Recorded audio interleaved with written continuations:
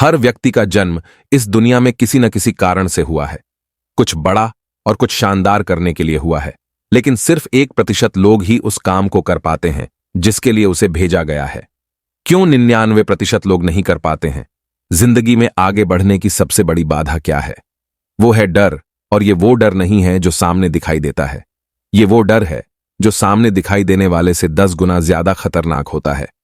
क्योंकि सामने दिखाई देने वाले डर से तो फाइट किया जा सकता है, लेकिन जो दिखता ही नहीं उससे फाइट करना बहुत ही डिफिकल्ट होता है। मैं बात कर रहा हूं आपके अंदर के डर की, कि लोग क्या कहेंगे, रिश्तेदार क्या कहेंगे, अगर मैं फेल हो गया तो बहुत मजाक बन जाएगा। मैं सिर्फ आपसे एक बात पूछना चाहता हूं कि अभी आपके पास खोने के लिए क्या है? तो आप कहोगे कुछ भी नहीं। तो जब खोने के लिए कुछ भी नहीं है तो डरने की क्या बात है? आपको क्या लगता है जो लोग बहुत बड़े बड़े मुकाम हासिल किए हैं उनको रिजेक्शन नहीं मिला होगा, उनकी बेइज्जती नहीं हुई होगी, वह कभी हारे नहीं होंगे? उन सबको भी दबा के रिजेक्शन मिला होगा, दबा के हार मिला होगा, लेकिन वो फिर भी अपने लाइफ में कभी हार नहीं माने। और मैं ऐसे कई लोगों का एग्जाम्पल दे सकता हूं। लेकिन मैं आज बात कर रहा हूं विराट कोहली के बारे में। जब विराट ने अपना सफर शुरू किया था तो लोग उसे ताना मारते थे कि क्या कर रहा है, तू किन चक्करों में पड़ गया, क्या तू सचिन बन जाएगा, क्या तू कपिल देव बन जाएगा।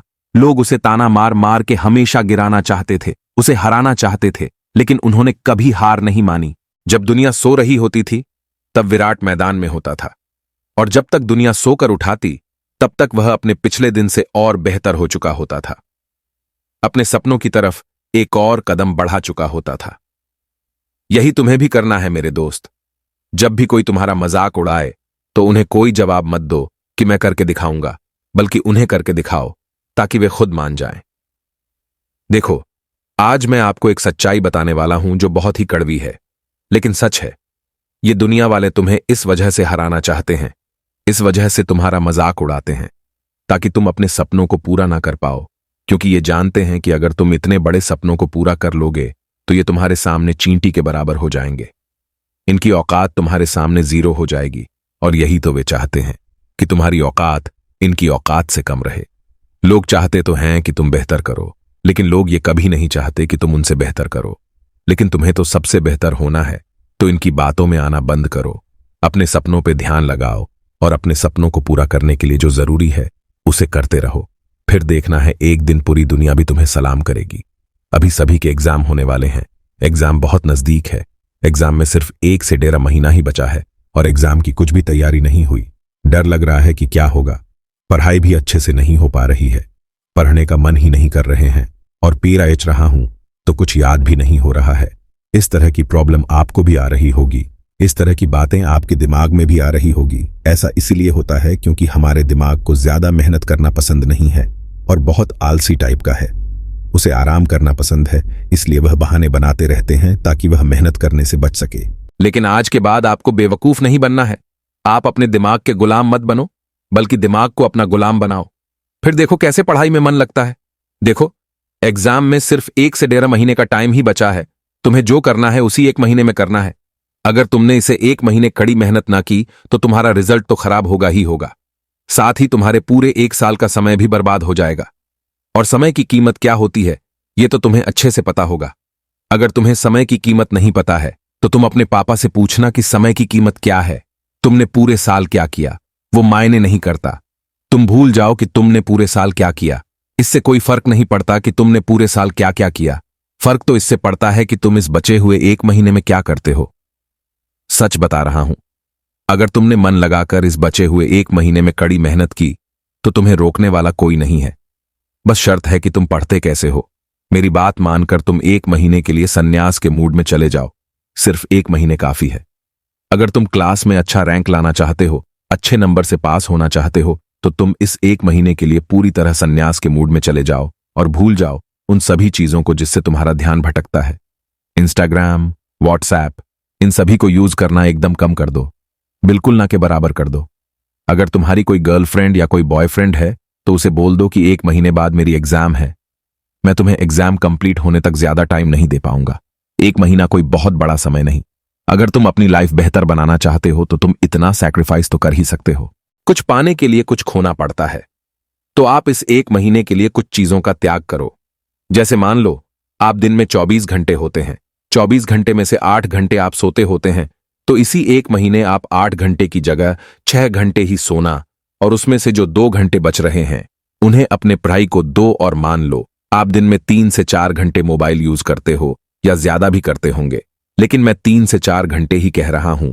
तो उस 3 से 4 घंटे को आप बस एक महीने के लिए अपने पढ़ाई को दो और मोबाइल को साइड में रख दो। एक महीने 2 घंटा कम सोओगे, अपना मोबाइल नहीं चलाओगे, मतलब ना के बराबर तो कुछ नहीं होगा। ये कोई बहुत बड़ी बात नहीं है। तुम यह कर सकते हो और अपनी मेहनत आज से ही आप शुरू कर दो, क्योंकि ज्यादा टाइम नहीं बचा है।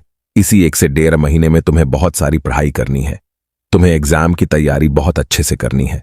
और एक बात, अगर तुम एग्जाम की तैयारी अच्छे से करना चाहते हो तो तुम किसी को मत बताओ कि तुम एग्जाम की तैयारी करने वाले हो। तुम एकदम खामोशी से अपने एग्जाम की तैयारी शुरू कर दो। किसी को बिना बताए अपनी जीत की तैयारी करो। एग्जाम हॉल में अपनी पूरी तैयारी के साथ बिंदास जाओ और एकदम मस्त एग्जाम देकर आओ। आप मान लो कि आपका एग्जाम एकदम मस्त गया। आपने कड़ी मेहनत की, बहुत अच्छा एग्जाम दिया। एग्जाम के बाद रिजल्ट के दिन तुम नॉर्मल बंदे की तरह ही स्कूल में एंट्री करो। नॉर्मली, एकदम जैसे कि तुम्हें कुछ पता ही ना हो, ऐसा कि लोगों को लगे इसका तो फर्स्ट डिवीजन भी नहीं आएगा, मेरा आएगा फर्स्ट डिवीजन। उस दिन पूरे स्कूल में टॉप करके पूरे स्कूल को हिला दो, जिससे तुम्हारे जो हेड है वह तुमसे जलते हैं, वो यही देखकर जलकर पूरी तरह राख हो जाए। फिर क्या है, एक हाथ में रिजल्ट लो और एक हाथ में मिठाई का डिब्बा और घर चले जाओ। फिर अपने मम्मी पापा को मिठाई खिलाकर अपना रिजल्ट दिखाओ। ये देखकर वो तुम पर कितना गर्व करेंगे। सोचो उन्हें कितनी खुशी होगी। हो सके तो उनकी आंखों में खुशी के आंसू भी आ जाएं। फिर वे तुम्हारा कितना सपोर्ट करेंगे। वे भी तो चाहते हैं कि हमारा बेटा, हमारी बेटी कुछ करके दिखाएं। तुम्हारा इतना अच्छा रिजल्ट देखकर उन्हें इतनी खुशी होगी कि वे गर्व के संग अपना सिर ऊंचा करके सबको बताएंगे कि मेरा बेटा या मेरी बेटी ने पूरी स्कूल में टॉप किया। क्या तुम नहीं चाहते कि लोग तुम्हारी इज्जत करें? तुम्हारे जो मम्मी पापा हैं उनकी इज्जत करें। पढ़ाई सिर्फ जॉब के काम ही नहीं आती, बल्कि पढ़ाई हर उस फील्ड में, हर उस क्षेत्र में काम आती है। जी हां, फील्ड में तुम जाना चाहते हो तो पढ़ाई करो और मन लगाकर अच्छे से पढ़ो। कम से कम तुम इतनी पढ़ाई कर लो जिससे तुम्हें किसी दूसरे इंसान के सामने झुक कर रहना ना पड़े। मैं उम्मीद करता हूं कि तुम मेरी बातों को समझ गए हो और आज से ही मन लगाकर पढ़ोगे और अपनी एग्जाम की अच्छे से तैयारी करोगे। जब भी तुम्हारा मन भटकता है तो तुम कोई एक भी मोटिवेशनल वीडियो ऐसे उठाकर देख लो, कोई अच्छा मोटिवेशनल सॉन्ग सुन लो और तुरंत अपने पढ़ाई के लिए बैठ जाओ। तुम कभी भी कहीं पर भी बैठकर पढ़ाई मत करना। तुम एक टेबल लेना और चेयर पे बैठ के पढ़ना, जिससे तुम्हारा पोस्चर अच्छा रहेगा और पढ़ाई में मन भी अच्छा लगेगा।